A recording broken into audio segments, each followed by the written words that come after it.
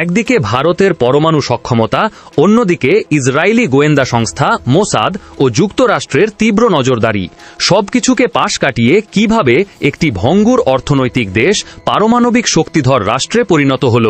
1970-এর দশকে পাকিস্তান যখন পারমাণবিক বোমা তৈরির স্বপ্ন দেখছে, তখন তাদের সামনে ছিল অসংখ্য বাধা। গবেষণার তথ্য পৌঁছে যাচ্ছিল পশ্চিমা গোয়েন্দা সংস্থাগুলোর কাছে।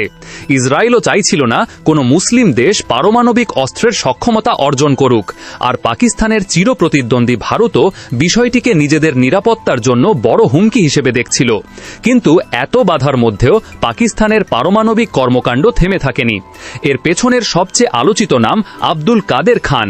নেদারল্যান্ডসে ইউরেনকোতে কাজ করার সময় তিনি ইউরেনিয়াম সমৃদ্ধিকরণে ব্যবহৃত সেন্ট্রিফিউজ প্রযুক্তির গুরুত্বপূর্ণ নকশা ও তথ্য সংগ্রহ করেন। পরে 1970-এর দশকে দেশে ফিরে এসে দেশটির পারমাণবিক কর্মসূচিতে গুরুত্বপূর্ণ ভূমিকা রাখেন। কাদের খানের নেতৃত্বে পাকিস্তান দ্রুত ইউরেনিয়াম সমৃদ্ধকরণের পথে এগিয়ে চলে, কিন্তু এই অগ্রগতি ইসরায়েলের নজরে এড়ায়নি। এই প্রকল্প গুড়িয়ে দিতে পরিকল্পনা করে তেল আবিব। 1980-র দশকের গোড়ার দিকে পাকিস্তানের কাহুতা পারমাণবিক স্থাপনায় ইসরায়েল ও ভারতের যৌথ প্রচেষ্টায় সম্ভাব্য বিমান হামলা নিয়ে আলোচনা হয়েছিল বলে বিভিন্ন গবেষণা ও প্রতিবেদনে উল্লেখ পাওয়া যায়। পরিকল্পনায় ভারতের ঘাঁটি ব্যবহার করে ইসরায়েলি যুদ্ধ বিমান দিয়ে কাহুতায় হামলার কথা ছিল, কিন্তু শেষ পর্যন্ত বাস্তবায়িত হয়নি সেই পরিকল্পনা। এদিকে যুক্তরাষ্ট্র পাকিস্তানের এই কর্মসূচি নিয়ে উদ্বেগ প্রকাশ করলেও শীতল যুদ্ধের বাস্তবতায় ইসলামাবাদ ছিল ওয়াশিংটনের গুরুত্বপূর্ণ মিত্র। ফলে পাকিস্তানের পারমাণবিক কর্মসূচি থামাতে ওয়াশিংটন বাস্তবসম্মত কোনো পদক্ষেপ নিতে পারেনি।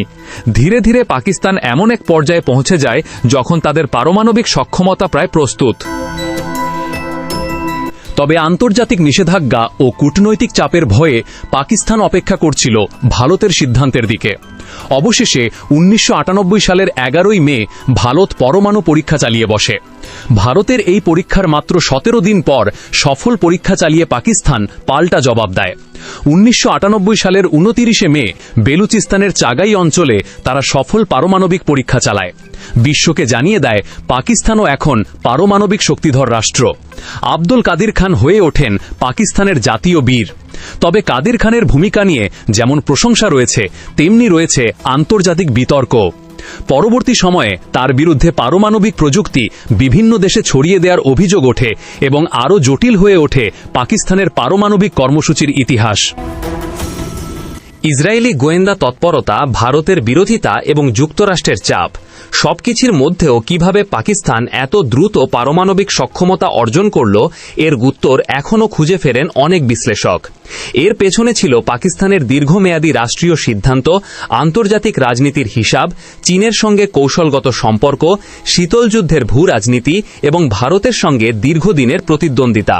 তবে এই সবকিছুর কেন্দ্রে ছিলেন আব্দুল কাদের খান, যার নেতৃত্বে পাকিস্তান বিশ্বের 7ম পারমাণবিক অস্ত্রধারী রাষ্ট্রে পরিণত হয়। আর দক্ষিণ এশিয়ার ইতিহাসে শুরু হয় এক নতুন ও অত্যন্ত ঝুঁকিপূর্ণ পারমাণবিক অধ্যায়।